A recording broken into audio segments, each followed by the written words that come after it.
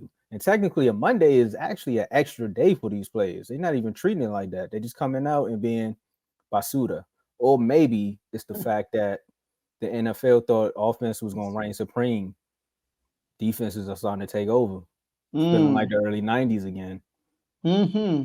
So, Joe, it is really if you're in the NFC East, it definitely feel like the early 90s at the rate these teams keep winning, man. Oof. Woo! Well, if that's the case, then as a Cowboy fan, never mind. Let's Early talk about 90s, this. though. Hey, we was there. I feel bad for the Eagles, but we was there. They existed right then? I'm just going to go ahead. They was, I think so. I know they were, but the record, I don't remember any success. The only thing they did was win regular season games. They were the Cowboys in the 90s. They were the Cowboys then. I got you. Hey, see, but Joe, Saints, Panthers, Derek Carr down there. That was your boy. That was your boy. Recap. What you think, man? So that game, I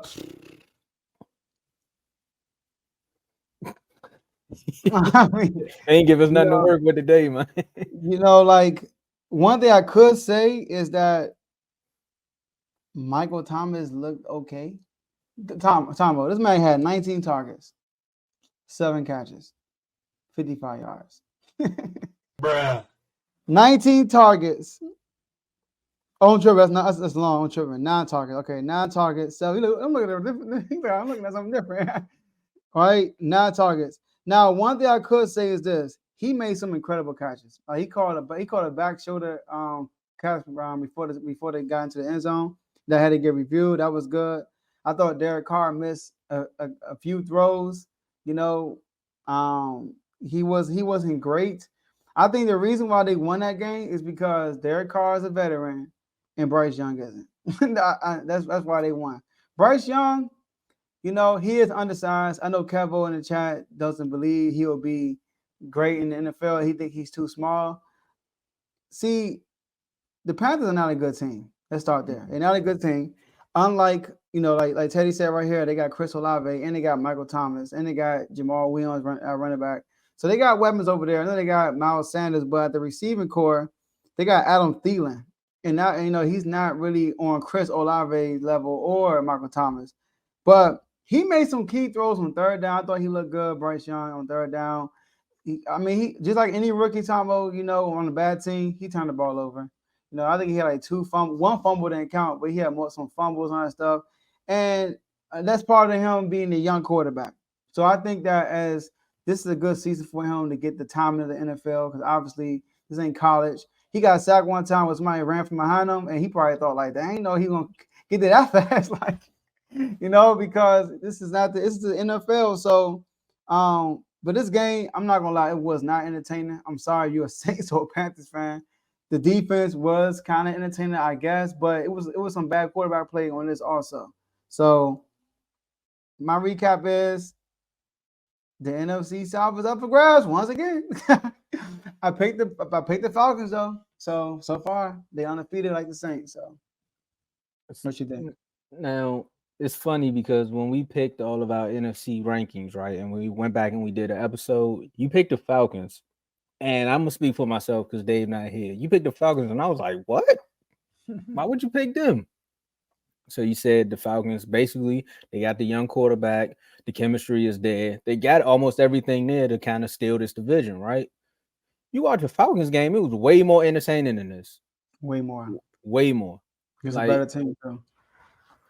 You watch this game, it's a divisional game. So most times divisional games, they're not going to be high scoring, kind of like what we alluded to in the opening of the show about how defenses are really back.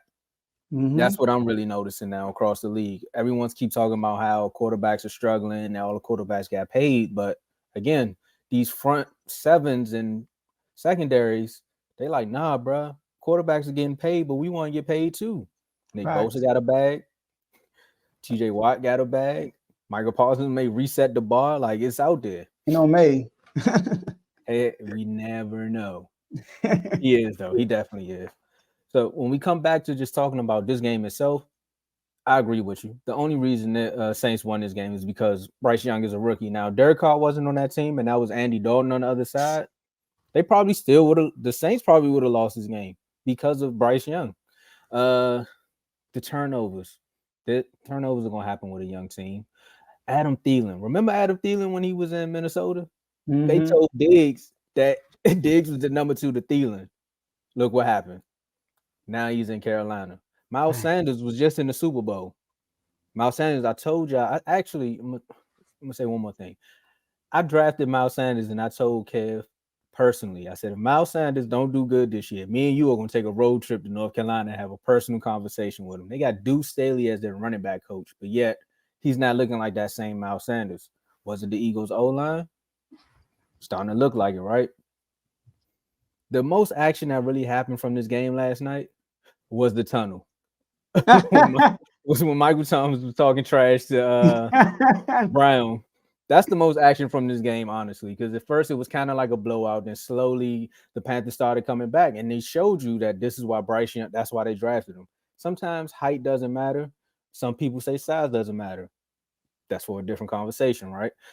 But in this one, they got hope. I got a high ceiling for this kid, man. They got the right coach there. They get the O-line there. This division again is up for grabs. You got Baker Mayfield and the Bucks playing good against some people would say decent teams.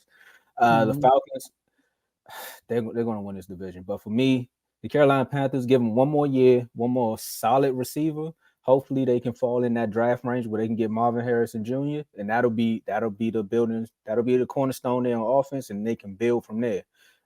Speaking more about the Saints, Olave is who we thought he was, because that was a nice catch. That was a Tough catch.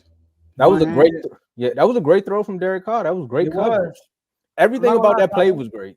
When he threw it, I was like, another bad throw, but it was on point. It was on point. He started heating up in the second half.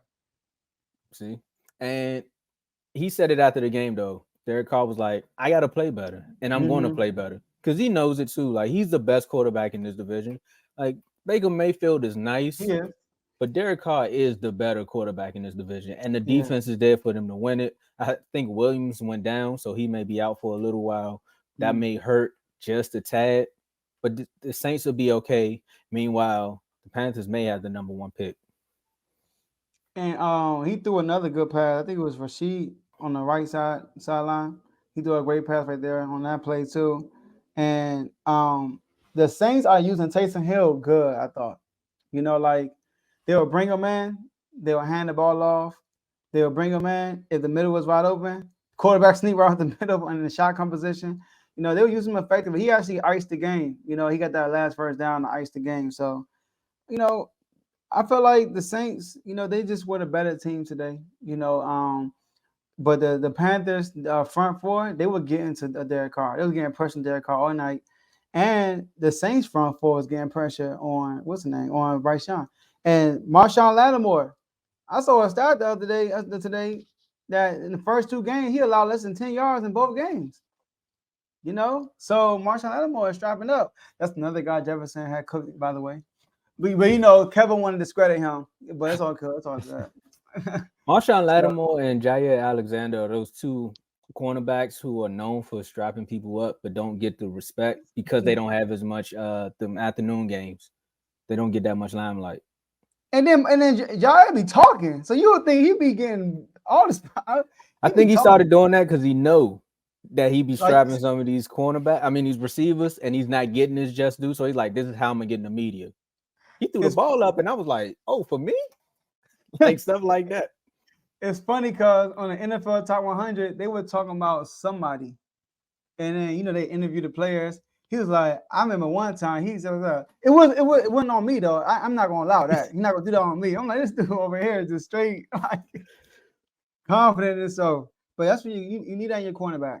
Yeah, there are 2 underrated cornerbacks that don't get talked about. He was exactly right. Yeah, and trust me, I know. Remember, we had a nice discussion. That was the real discussion that we had that day in the chat, man. We were talking about Jair. I was like, all right, you right, but at the end of the day, right too. We both right. It's very rare you get that in these chats nowadays. But speaking of these chats, because we told y'all, like the comments, the chats help fuel the show as well, because we give y'all a lot of conversations that happen within the chats, right? And we talking about one of the best quarterbacks in the league, one of the best. And if you're in the NFL chat, we not talking about Sam Howell right now. You know what? Let's talk about these shows first. Let's You Let's want to get give a him a break break? between these two Monday night games, please. Let's get a break. All right. Yeah, you right. You right. I was just trying to get him out the way. But let's go, man. Let's tell them about the shows that we got on this network. All right, man. First one we got my man Teddy, BWT, Baseball with Teddy. All baseball content from Refuse to Lose goes through my man, goes through BWT. So Teddy talks about everything.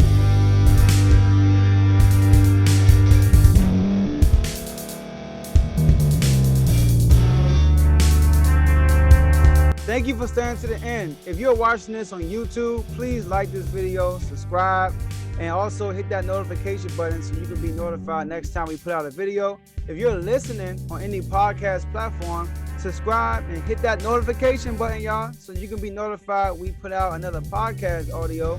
And last but not least, hit that share button. No matter what you're listening to or watching it, hit that share button and send it to somebody that you know that would love to watch this episode you just listened to.